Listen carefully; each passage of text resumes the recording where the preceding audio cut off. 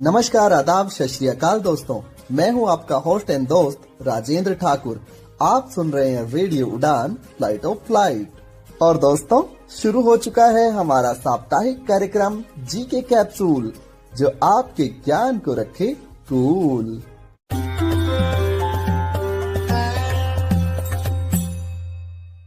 दोस्तों, इस कार्यक्रम का मुख्य उद्देश्य प्रश्नोत्तरी के माध्यम से आपके ज्ञान में वृद्धि करना है। कार्यक्रम का प्रसारण हर सोमवार रात 10 बजे और पुनः प्रसारण हर मंगलवार शाम 5 बजे से रेडियो उड़ान द्वारा किया जाता है। आइए शुरू करते हैं प्रश्नोत्तरी का सिलसिला, लेकिन उससे पहले एक छोटा सा ब्रेक। क्या आप डिसेबिलिटी के बारे में सटीक और विश्वसनीय जानकारी जानना चाहते हैं?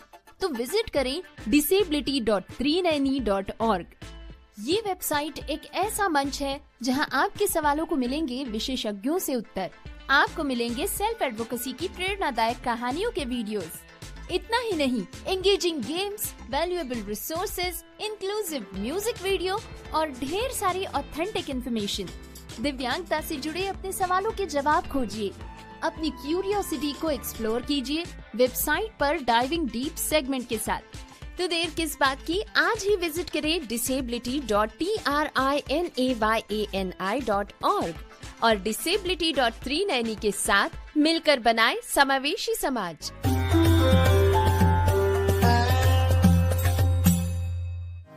ब्रेक के बाद आप सभी श्रोताओं का जीके कैप्सूल कार्यक्रम में हार्दिक स्वागत है। दोस्तों, आज है 13 अक्टूबर, दिन सोमवार, सन 2025। आज ही के दिन अंतर्राष्ट्रीय आपदा जोखिम न्यूनीकरण दिवस के रूप में मनाया जाता है। चलिए बढ़ते हैं आज के प्रश्नोत्तरी कार्यक्रम की ओर। प्रश्न संख्या 1। दोस्तों, आप लोगों को बताना है इंटरपोल का मुख्यालय कहां पर स्थित है। आपके विकल्प हैं ए लियोन, बी पेरिस, सी वियना या विकल्प डी ब्राजीलिया।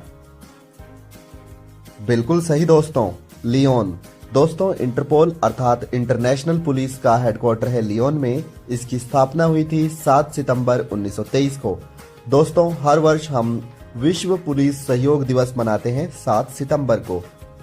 प्रश्न संख्या 2। दोस्तों, आप लोगों को बताना है NCRB यानी नेशनल क्राइम रिपोर्ट ब्यूरो के अनुसार वर्ष 2023 के लिए सबसे कम अपराध, दोस्तों यहाँ पे अति गंभीर अपराधों की बात हो रही है, कहां पर रिपोर्ट किए गए। रिपोर्ट्स दोस्तों ये सन 2025 में आई है, लेकिन आंकड़े 2023 वर्ष के लिए जारी किए गए हैं। आपके विकल्प हैं ए कोच्चि, बी लखनऊ, सी कानपुर या विकल्प डी कलकत्ता। बिल्कुल सही दोस्तों, कलकत्ता।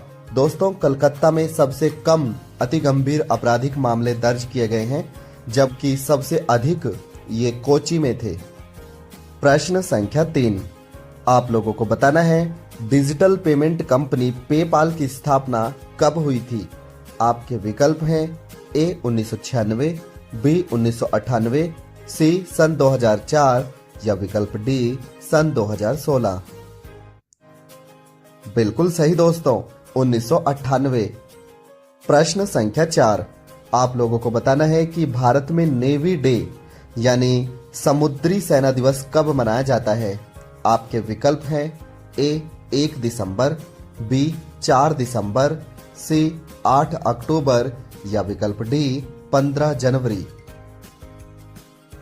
बिल्कुल सही दोस्तों, 4 दिसंबर को नेवी डे के रूप में मनाया जाता है। प्रश्न संख्या 5। अब आप लोगों को बताना है कि आर्मी डे यानी नौसेना दिवस कब मनाया जाता है।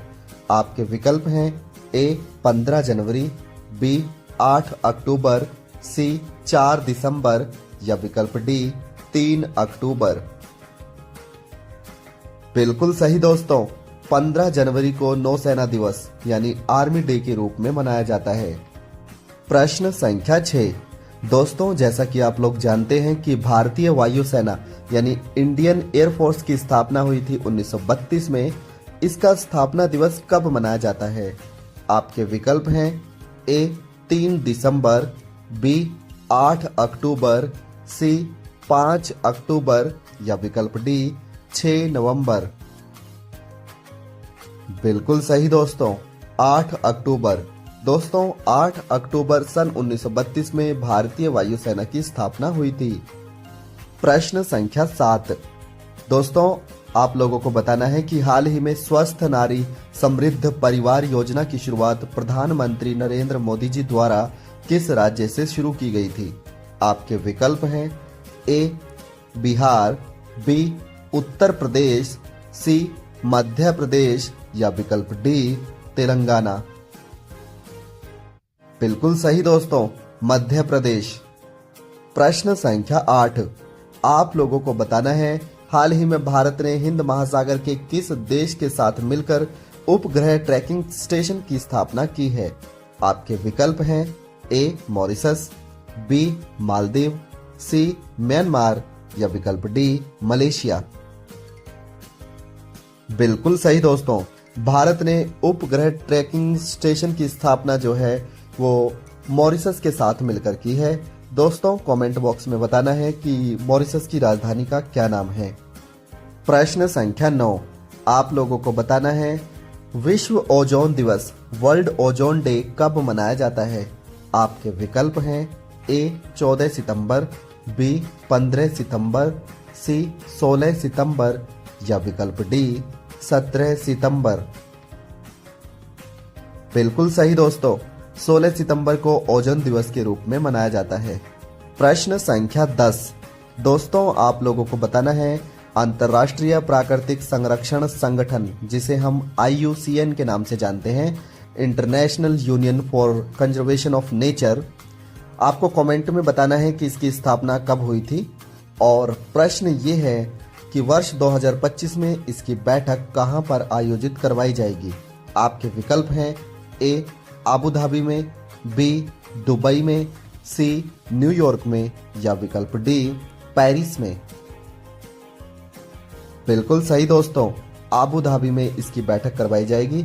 दोस्तों IUCN संरक्षित जानवरों के लिए जाना जाता है और इसके प्रसिद्ध प्रोडक्ट्स में है रेड डाटा बुक। प्रश्न संख्या 11। आप लोगों को बताना है कि हाल ही की घोषणा के अनुसार भारत के पायलट्स किस देश की सेना को पायलट ट्रेनिंग प्रदान करेंगे।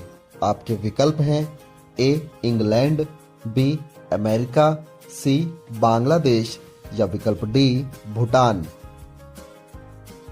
बिल्कुल सही दोस्तों, भारतीय पायलट्स इंग्लैंड की सेना के जो जहाज उड़ाने वाले पायलट्स हैं उनको ट्रेनिंग प्रदान करेंगे। दोस्तों इतिहास में ऐसा पहली बार हो रहा है जहां पे गवर्नमेंट टू गवर्नमेंट अंडरस्टैंडिंग विकसित हुई है, जिसके तहत भारतीय पायलट्स इंग्लैंड में जाकर वहां की सेना को जहाज उड़ाने के संदर्भ में ज्ञान प्रदान करेंगे। प्रश्न संख्या 12। दोस्तों आप लोगों को बताना है हाल ही में किस देश के प्रधानमंत्री सेबेस्टियन लिकोर्नो, जिन्होंने 26 दिन के बाद इस्तीफा दे दिया, इनका संबंध किस देश से है। आपके विकल्प हैं ए अर्जेंटीना से हैं, बी ब्राजील से है, सी जर्मनी से हैं या विकल्प डी फ्रांस से हैं। बिल्कुल सही दोस्तों, ये फ्रांस के प्रधानमंत्री हैं। और दोस्तों फ्रांस में 26 दिन के भीतर किसी प्रधानमंत्री ने इस्तीफा दिया हो, ऐसा इतिहास में पहली बार ही हुआ है। प्रश्न संख्या 13। आप लोगों को बताना है कि हाल ही में विश्व कपास दिवस कब मनाया गया, यानी वर्ल्ड कॉटन डे कब मनाया गया। आपके विकल्प हैं ए 3 अक्टूबर, बी 5 अक्टूबर, सी 7 अक्टूबर या विकल्प डी 8 अक्टूबर। बिल्कुल सही दोस्तों, 7 अक्टूबर को विश्व कपास दिवस यानी वर्ल्ड कॉटन डे के रूप में मनाया गया। प्रश्न संख्या 14। आप लोगों को बताना है हाल ही में 69वें यानी 69वें क्रम के स्कूल राष्ट्रीय खेलों का आयोजन किस राज्य में करवाया गया है। आपके विकल्प हैं ए बिहार में, बी अरुणाचल प्रदेश में, सी पश्चिम बंगाल में या विकल्प डी जम्मू कश्मीर में। बिल्कुल सही दोस्तों, जम्मू कश्मीर। प्रश्न संख्या 15। दोस्तों आप लोगों को बताना है हाल ही में असम राज्य के प्रसिद्ध गायक जुबिन गर्ग के नाम पर किस देश ने अपने सेंट जॉर्ज द्वीप का नाम बदलकर जुबिन गर्ग आइलैंड रख दिया है। आपके विकल्प हैं ए सिंगापुर, बी श्रीलंका, सी मालदीव या विकल्प डी फिजी। बिल्कुल सही दोस्तों, सिंगापुर। दोस्तों सिंगापुर ने सेंट जॉर्ज द्वीप का नाम बदलकर जुबिन गर्ग आइलैंड कर दिया है। दोस्तों जैसा कि आप जानते हैं 19 सितंबर सन 2025 को जुबिन गर्ग का सिंगापुर देश में निधन हो गया था जब ये वहां पे स्विमिंग कर रहे थे। प्रश्न संख्या 16। दोस्तों आप लोगों को बताना है हाल ही में अक्टूबर महीने में विश्व अंतरिक्ष सप्ताह कब से कब तक मनाया गया, यानी वर्ल्ड स्पेस वीक कब मनाया गया। आपके विकल्प हैं ए 1 से 7 अक्टूबर, बी 2 से 8 अक्टूबर, सी 3 से 9 अक्टूबर या विकल्प डी 4 से 10 अक्टूबर। बिल्कुल सही दोस्तों, 4 से 10 अक्टूबर के मध्य विश्व अंतरिक्ष सप्ताह मनाया गया। प्रश्न संख्या 17। आप लोगों को बताना है कि विश्व पशु सप्ताह अक्टूबर महीने में कब मनाया जाता है। आपके विकल्प हैं ए 1 अक्टूबर, बी 2 अक्टूबर, सी 3 अक्टूबर या विकल्प डी 4 अक्टूबर। बिल्कुल सही दोस्तों, 4 अक्टूबर को वर्ल्ड एनिमल डे यानी विश्व पशु दिवस के रूप में मनाया जाता है। दोस्तों भारत दूध के उत्पादन में विश्व में नंबर 1 पे है। भारत में राष्ट्रीय दूध दिवस मनाया जाता है 26 नवंबर को, जबकि इंटरनेशनल मिल्क डे यानी अंतर्राष्ट्रीय दूध दिवस मनाया जाता है 1 जून को। दोस्तों कमेंट बॉक्स में आपको बताना है कि 2024 की पशु जनगणना के अनुसार भारत के किस राज्य में कुत्तों की संख्या सबसे अधिक है। प्रश्न संख्या 18। दोस्तों आप लोगों को बताना है भारतीय संविधान के किस संशोधन द्वारा गोवा को भारत का एक राज्य सन 1987 में बनाया गया 1987 में। आपके विकल्प हैं ए संविधान संशोधन 49, बी संविधान संशोधन 53, सी संविधान संशोधन 56 या विकल्प डी संविधान संशोधन 68। बिल्कुल सही दोस्तों, संविधान संशोधन 56 भारतीय संविधान संशोधन 56 के द्वारा भारत का गोवा राज्य बना। दोस्तों गोवा की राजधानी है पणजी और गोवा में 2 डिस्ट्रिक्ट हैं, north Goa and south Goa. Panaji दोस्तों मांडवी नदी के किनारे पर स्थित एक खूबसूरत शहर है। प्रश्न संख्या 19।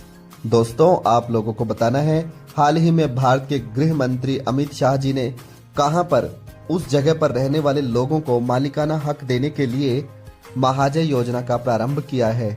आपके विकल्प हैं ए गोवा, बी महाराष्ट्र, सी तमिलनाडु या विकल्प डी तेलंगाना।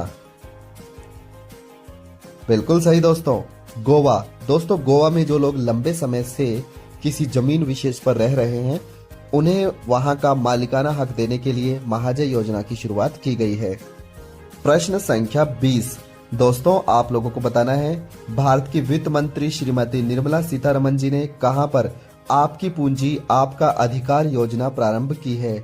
आपके विकल्प हैं ए नई दिल्ली में, बी गुजरात में, सी चंडीगढ़ में या विकल्प डी पांडुचेरी में। बिल्कुल सही दोस्तों, गुजरात में दोस्तों इस योजना को प्रारंभ किया गया है।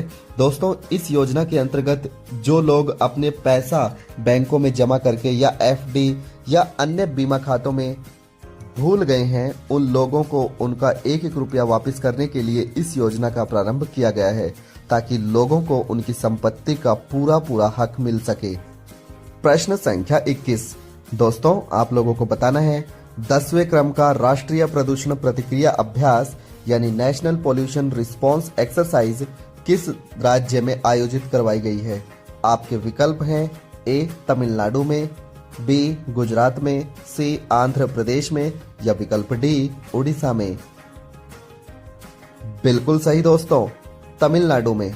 दोस्तों 2 वर्षों के बाद इस अभ्यास को करवाया जाता है। अभ्यास का मुख्य उद्देश्य समुद्री जहाजों में जो तेल के टैंकर होते हैं या गैस के टैंकर होते हैं, अगर उनमें किसी भी प्रकार की खामी देखने को मिलती है या पानी पे बहुत सारा तेल किसी दुर्घटना के कारण फैल जाता है तो हमारी जो इंडियन कोस्ट गार्ड है, आईसीजी टीम है, वो कैसे वर्क करेगी, कैसे उस चीज को संभालेगी ताकि कम से कम क्षति हो।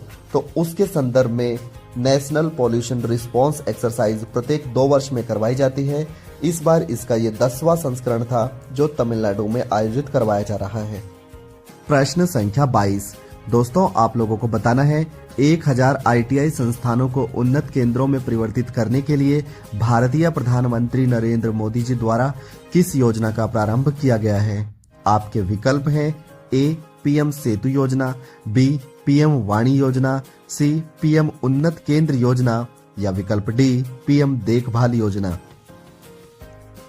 बिल्कुल सही दोस्तों, PM सेतु योजना के अंतर्गत 1000 ITI संस्थानों को उन्नत केंद्रों में परिवर्तित किया जाएगा। दोस्तों इनमें से 5 केंद्रों को वर्ल्ड लेवल का बनाया जाएगा, जिनमें भुवनेश्वर, हैदराबाद, कानपुर, लुधियाना के साथ साथ चेन्नई शामिल हैं। प्रश्न संख्या 23। दोस्तों आप लोगों को बताना है नमो सेमीकंडक्टर प्रयोगशाला का प्रारंभ कहां पर किया जाएगा। आपके विकल्प हैं ए IIT Bhubaneswar, B IIT Lucknow, C IIT Kanpur या विकल्प D IIT दिल्ली। बिल्कुल सही दोस्तों, IIT भुवनेश्वर। दोस्तों यहाँ पे नमो का अर्थ है नरेंद्र मोदी सेमीकंडक्टर प्रयोगशाला। प्रश्न संख्या 24। आप लोगों को बताना है नामदफा नेशनल पार्क किस राज्य में है। आपके विकल्प हैं ए आंध्र प्रदेश, B बिहार, C अरुणाचल प्रदेश या विकल्प D मिजोरम। बिल्कुल सही दोस्तों, अरुणाचल प्रदेश।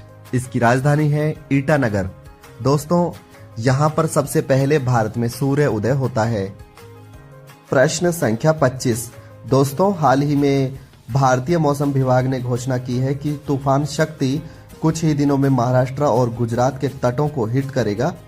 नाम शक्ति इस तूफान का किस देश ने दिया है। आपके विकल्प हैं ए म्यांमार ने, B भारत ने, C नेपाल ने या विकल्प D श्रीलंका ने। बिल्कुल सही दोस्तों, श्रीलंका ने। प्रश्न संख्या 26। दोस्तों आप लोगों को बताना है किस देश की संसद का नाम है डाइट। आपके विकल्प हैं ए जापान, B रूस, C इजराइल या विकल्प D जर्मनी।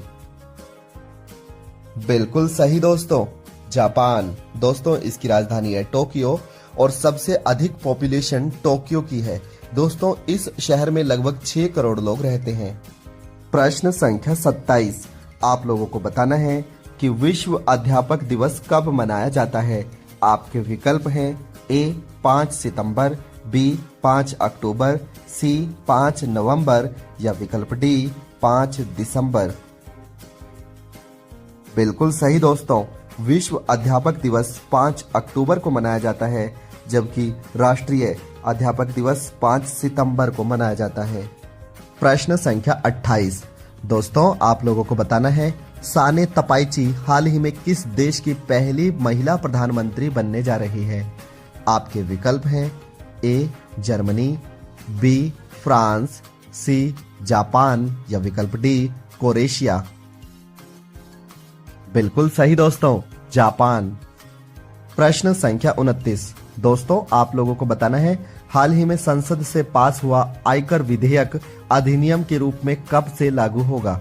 आपके विकल्प हैं ए 1 जनवरी 2026, B 31 मार्च 2026, C 1 अप्रैल 2026 या विकल्प D 1 जुलाई 2026। बिल्कुल सही दोस्तों, 1 अप्रैल वर्ष 2026 से नया आयकर अधिनियम लागू हो जाएगा। प्रश्न संख्या 30। दोस्तों आप लोगों को बताना है भारतीय उपराष्ट्रपति के वर्तमान निर्वाचन प्रणाली में कब परिवर्तन किया गया था।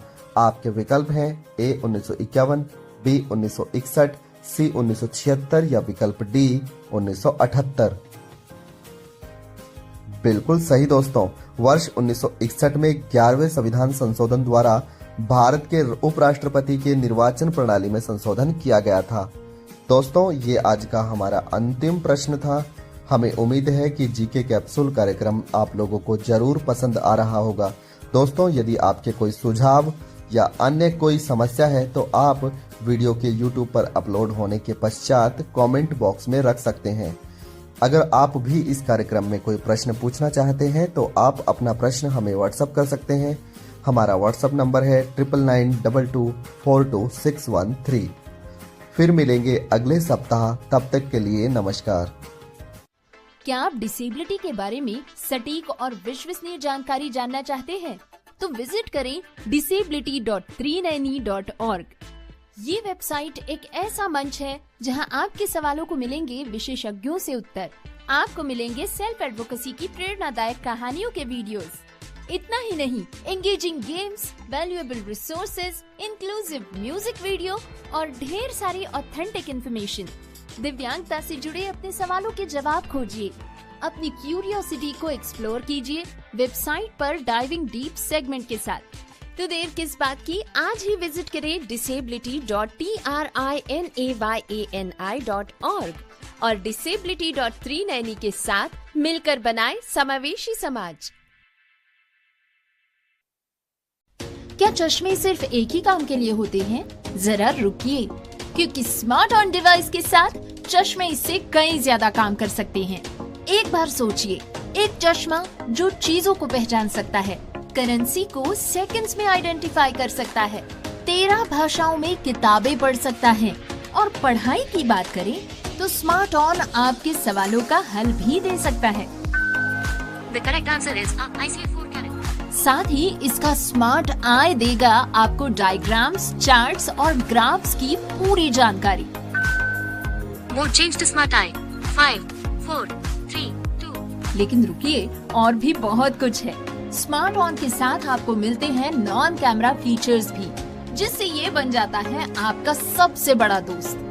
व्हाट्सएप इमेजेस का डिस्क्रिप्शन ले, The image is a photograph of a printed exam or quiz paper. AI tutor से पढ़ाई में टॉप करें। The questions cover various topics such as crystal and structure. Doc AI के साथ अपनी पढ़ाई और काम के डॉक्यूमेंट्स संभालें। स्मार्ट ऑन ग्लासेस आपके फोन के बैक और सेल्फी कैमरा से भी आसानी से जुड़ सकते हैं।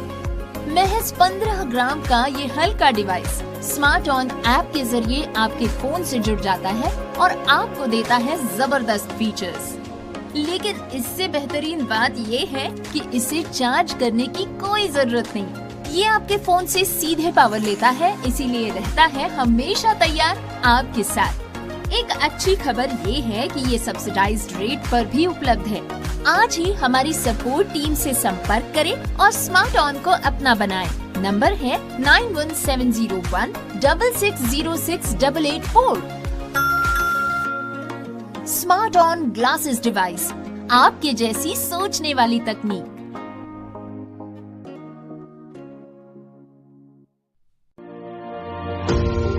पेश है स्मार्ट ऑन ग्लासेस, एक ऐसी डिवाइस जो तकनीकी और सादगी को साथ लाता है। यह हल्का डिवाइस स्मार्ट ऑन ऐप के जरिए आपके फोन से जुड़ता है और देता है आपको 7 जबरदस्त फीचर्स।